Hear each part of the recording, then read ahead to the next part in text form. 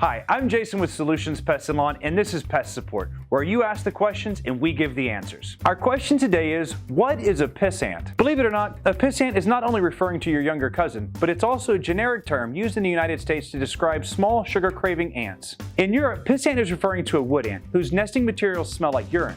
In the United States, these are just ants that are really annoying. When you hear someone referring to an ant as a pissant, they're usually referring to ants like pharaoh ants, little black ants, odorous house ant, Argentine ants, and more. Just like any ant, the best way to get rid of them is to sanitize the home, seal food in plastic containers, seal off any entry points, and use pro-grade sweet ant bait like Anthrax to get rid of the colony fast. I'm Jason with Solutions Pest and Lawn, and this is Pest Support.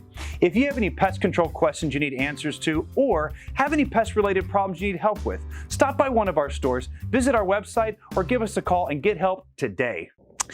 In Europe, now let me smile again. In Europe, pissant is referring to a wood ant